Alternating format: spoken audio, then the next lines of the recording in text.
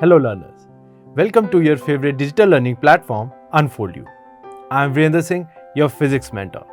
और आज के हमारे इस सेशन में हम डिस्कशन करेंगे अबाउट मैग्नेटिक मटेरियल्स। तो मैग्नेटिक मटेरियल्स की अगर हम बात करें तो मैग्नेटिक मटेरियल्स को हम क्लासिफाई करते हैं based on their magnetic properties और इन पर्टिकुलरली कि how easily they can get magnetised, कि कितना इजीली कोई भी मटेरियल मैग्नेटाइज हो सकता है। Based on that we classify our materials. So हमारे इस सेशन में हम यही समझेंगे कि क्या क्या डिफरेंट मटेरियल्स होते हैं और कैसे हम उन्हें क्लासिफाई कर सकते हैं। तो हमारी डिस्कशन शुरू करते हैं ऑन मैग्नेटिक मटेरियल्स। अब मैग्नेटिक मटेरियल्स जो होते हैं बेसिकली हम उन्हें क्लासिफाई करते हैं तीन कैटेगरीज में, that is diamagnetic, paramagnetic and ferromagnetic. Right, diamagnetic, paramagnetic and ferromagnetic.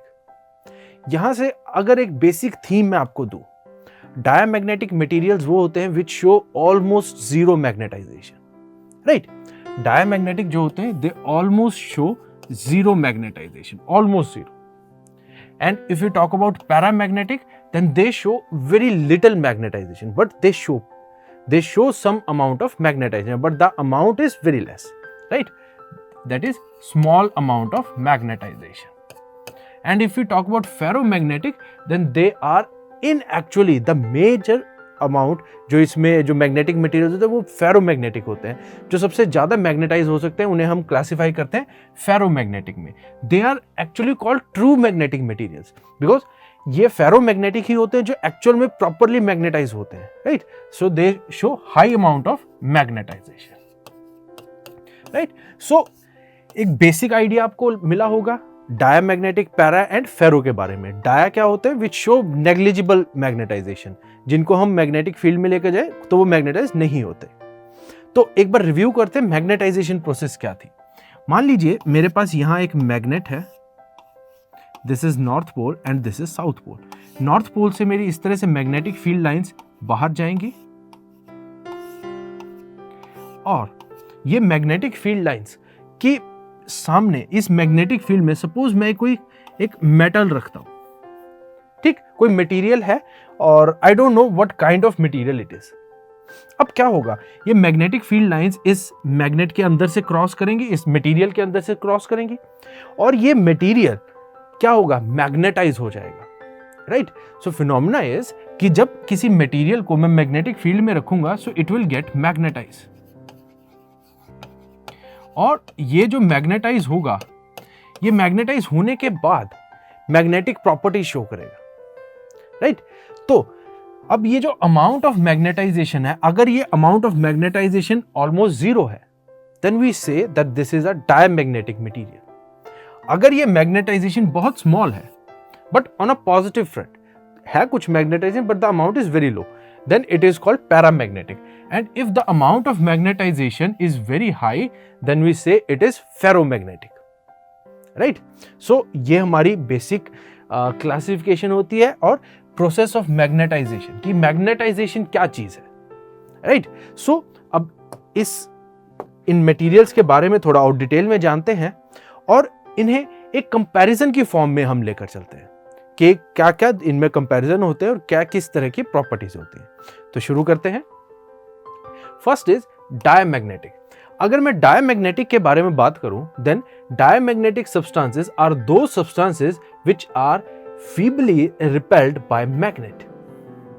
That means feebly means very less, something which is very less, so they are rarely repelled by a magnet. Magnet rarely repel करेगा। Suppose मान लीजिए आपके पास एक magnet है और magnet के सामने आप सपोज कोई कॉपर वायर रखते हो तो क्या होगा, तो वो कॉपर को अट्रैक्ट नहीं करेगा ना, रिपेल करेगा। रीजन बीइंग बिकॉज जो कॉपर है वो मैग्नेटाइज नहीं हो पाता। मैग्नेटाइज नहीं होगा तो वो मैग्नेट की तरह एक्ट नहीं करेगा, तो ना वो रिपेल होगा ना वो अट्रैक्ट होगा। राइट, तो ऐसे मटेरियल्स को हम क्या कहते हैं, डायमैग्नेटिक मटेरियल्स। और एग्जाम्पल क्या होते हैं, like antimony, bismuth, copper, gold, silver, quartz, mercury. Mainly अगर आप देखें copper it is what, it is a conducting material. Silver it is also conducting material, जो गुड कंडक्टर्स ऑफ इलेक्ट्रिसिटी होते हैं। राइट, तो जनरली ये जो मटेरियल्स होते हैं they are diamagnetic. That means magnetic field का उन पे बहुत रेयर इफेक्ट होता है, they don't get magnetise, right. तो ऐसे मटेरियल्स को हम क्या कहेंगे, हम कहेंगे डायमैग्नेटिक मटेरियल्स, राइट। आगे अगर हम बात करें, जो नेक्स्ट हमारी कैटेगरी आती है दैट इज पैरामैग्नेटिक।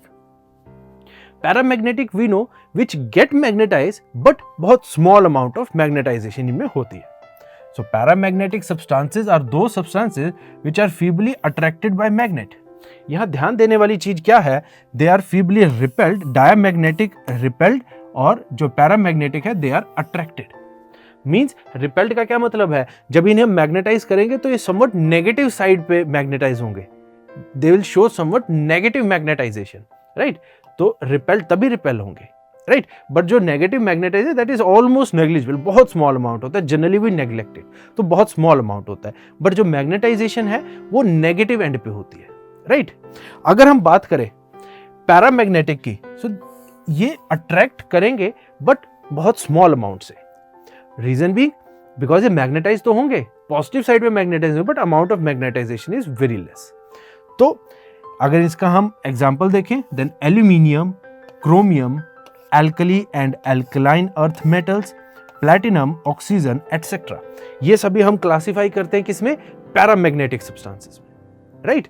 अगेन जब हम मैग्नेटिज्म पॉइंट ऑफ व्यू देखते हैं तो paramagnetic and diamagnetic they are not of that much importance, because वो मैग्नेटिक प्रॉपर्टीज इतनी अच्छे से शो नहीं करते। बट अगर हम बात करें फेरोमैग्नेटिक की, देन फेरोमैग्नेटिक सब्सटेंसेस आर दो substances which are strongly attracted by a magnet. That is the point to be noted. They are strongly attracted. Reason being, they get magnetized very easily and the amount of magnetization again is very high. अब amount of magnetization बहुत high होगा, that means they'll act as magnet. जब भी वो magnetic field में आएंगे, they'll start acting as magnet, right? तो iron, for example, we know magnet के पास iron को लेके आते हैं तो वो attract होता है, right? Iron, then cobalt, nickel. So निकल, ये सभी हमारे जो मटेरियल्स हैं they are ferromagnetic materials, right. तो फेरोमैग्नेटिक मटेरियल्स हमने देखा ये वो मटेरियल्स हैं जो बहुत high amount of magnetization show करते हैं, राइट। तो यहां से आई होप आपको क्लियर हुआ होगा कि कौन से मटेरियल्स हमारे डाया है, पैरा है and which are ferromagnetic. Generally when you go through the books, so you find it very difficult to understand what is the basic difference between dia, para and ferro.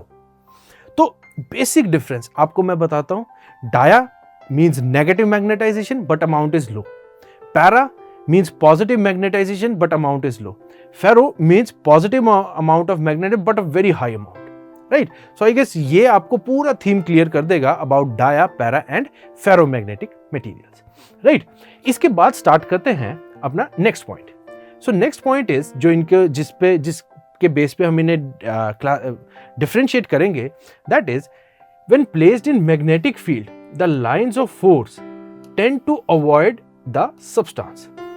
Now because ये जो diamagnetic materials होते हैं they get magnetize on negative side, they show negative magnetization, और negative magnetization होगी तो वो क्या करेंगे, वो मैग्नेटिक फील्ड लाइंस को रिपेल करेंगे, और रिपेल करेंगे तो मैग्नेटिक फील्ड लाइंस क्या करेंगे, इस सब्सटेंस के अंदर से क्रॉस करने के बजाय they will take a path outside the material, material से आउटसाइड कोई पाथ लेंगे, राइट। अगर हम बात करें the lines of force prefer to pass through the substance rather than air. अब ये जो पैरामैग्नेटिक सब्सटेंसेस हैं they show magnetic properties and they attract magnetic materials, so magnetic field lines इनके अंदर से पास करेंगे rather than passing through the air. और अगर हम फेरो की बात करें तो फेरो तो क्या करेगा, फेरो के अंदर से तो बहुत स्ट्रांगली मैग्नेटाइज, तो सभी मैग्नेटिक फील्ड लाइंस इसके अंदर से पास करेंगे। Let's see how. अगर हम बात करें डायमैग्नेटिक की, तो diamagnetic, this is my diamagnetic material, और यहां से ये मैग्नेटिक फील्ड लाइंस है, राइट। ये magnetic field lines you can see they tend to avoid, वो इसके अंदर से नहीं क्रॉस करेंगे, रीजन बीइंग कि ये नेगेटिवली मैग्नेटाइज है, तो मैग्नेटिक फील्ड लाइंस इस तरह से क्रॉस कर जाएंगे, राइट। और अगर हम बात करें अपना पैरा के बारे में, तो पैरामैग्नेटिक में क्या होगा, मैग्नेटिक फील्ड लाइंस कुछ लाइंस इसके अंदर से क्रॉस करेंगे बट नॉट कंप्लीटली, सभी लाइंस इसके अंदर से, मटेरियल के अंदर से नहीं क्रॉस करेंगी, right. On the same note अगर हम बात करें फेरो की, तो फेरो से क्या होगा, जितनी भी मैग्नेटिक फील्ड लाइंस है, ऑलमोस्ट सभी magnetic field lines they tend to pass through this ferromagnetic material, right, because ferromagnetic material क्या करेगा, मैग्नेटिक फील्ड लाइंस को अट्रैक्ट करेगा, अपने अंदर से क्रॉस करवाएगा, राइट। सो आई होप आपको क्लियर हुआ होगा अब बेसिक थीम की कैसे इनके अंदर से मैग्नेटिक फील्ड लाइंस क्रॉस करती है, right. Next is when placed in non uniform magnetic field it moves from stronger to weak fields, right. ये मैग्नेटिक फील्ड से अवे जाने की कोशिश करेगा, इसीलिए बिकॉज ये रिपेल होता है, रिपेल होगा तो क्या होगा, स्ट्रॉन्ग से वीक की तरफ जाएगा। अगर किसी चीज को आप रिपेल करोगे तो वो स्ट्रॉन्ग डेंसिटी से वीक डेंसिटी की तरफ जाएगा। अगर हम बात करें पैरामैग्नेटिक की, तो पैरामैग्नेटिक में क्या होता है, when placed in non uniform magnetic field it moves from weaker to stronger. Weaker to stronger क्यों, बिकॉज ये अट्रैक्ट हो रहे हैं मैग्नेटिक फील्ड में, मैग्नेटिक फील्ड में अट्रैक्ट होंगे तो ये वीक से स्ट्रॉन्ग की तरफ आने की कोशिश करेंगे, राइट। और अगर हम बात करें फेरो की, तो when placed in non uniform magnetic field it moves from weaker to stronger, again because ये तो स्ट्रांगली अट्रैक्ट होंगे, because they are strongly attracted, strongly attract होंगे तो ये और ज्यादा डेंसिटी की तरफ आने की कोशिश करेंगे, राइट। आगे चलते हैं, जो हमारा नेक्स्ट पॉइंट है, that is when a diamagnetic rod is freely suspended in uniform magnetic field it aligns itself in the direction perpendicular to field। perpendicular to field क्यों, because ये क्या होगा, ये अपने आप को रिपेल करने की कोशिश करेगी मैग्नेटिक फील्ड लाइंस में। ये सपोज मेरे पास एक रॉड है और इस रॉड को जब मैं मैग्नेटिक फील्ड की लाइंस में लेकर आऊंगा, सो ये इस तरह से परपेंडिकुलर टू द फील्ड्स आ जाएगी, बिकॉज इट विल जो मैग्नेटिक फील्ड लाइंस है वो इसे रिपेल करेंगी तो ये मैक्सिमम दूर जाने की कोशिश करेगा। मैक्सिमम दूर क्या हो सकता है, दैट इज परपेंडिकुलर, राइट। तो इसीलिए ये मैक्सिमम दूर जाने की कोशिश करेगा तो वो क्या होगा, परपेंडिकुलरली अपने आप को अलाइन कर लेगा to the field, right. Similarly अगर हम बात करें पैरा की, तो पैरा में क्या होगा, paramagnetic rod is freely suspended in uniform magnetic field, then it aligns itself in the direction of field. Now this is important because ये attract होगी अब, right? Force of attraction हालांकि low होगी, but it will be attracted by magnetic field. तो ये rod अपने आप को align करेगी in the direction of magnetic field, like this. यहां से फील्ड आई तो ये अपने आप को मैग्नेटिक फील्ड की डायरेक्शन में अलाइन कर लेगी रॉड, राइट। नाउ अब बात करते हैं जरा फेरो की। फेरो के आई होप आप खुद गेस कर पाए होंगे, ये क्या होगा, ये स्ट्रांगली उसकी डायरेक्शन में अलाइन हो जाएगी मैग्नेटिक फील्ड की डायरेक्शन में। और सेकेंड थिंग इज कि what is the difference between these two, difference is because यहाँ जो फोर्स ऑफ अट्रैक्शन है वो काफी स्ट्रांग होगी, तो जो अलाइनमेंट है वो काफी क्विक होगी, वो एकदम अलाइन कर लेगी अपने आप को। यहाँ हालांकि थोड़ा स्लोली होगी, यहाँ क्विकली होगी। लेट्स सी, से ये रॉड है और ये मैंने मैग्नेट्स के बीच में रखी, मैग्नेटिक फील्ड है, यू कैन सी कितना quickly it is aligning itself in the direction of field, right. So यहां से आपको क्लियर हुआ होगा कि क्या बिहेवियर होगा किसी मटेरियल का when it is placed in magnetic field, right. Now आगे चलते हैं, when a magnetic substance placed in magnetic field it is weakly magnetized in the direction opposite to the inducing field. We know because diamagnetic जो होते हैं ये negative side पे magnetise होते हैं, नेगेटिव साइड पे मैग्नेटाइज होते हैं, तो क्या होता है देखिए, opposite to the inducing field, जिस डायरेक्शन में हमारी फील्ड होगी उससे ऑपोजिट डायरेक्शन में they will get magnetise, right.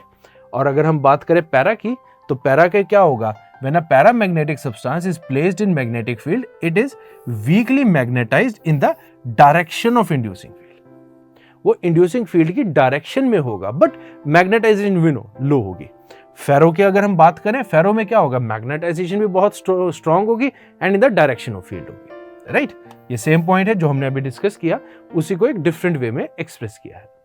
Now next is induced dipole moment m is a small negative value. Now what is this induced dipole moment?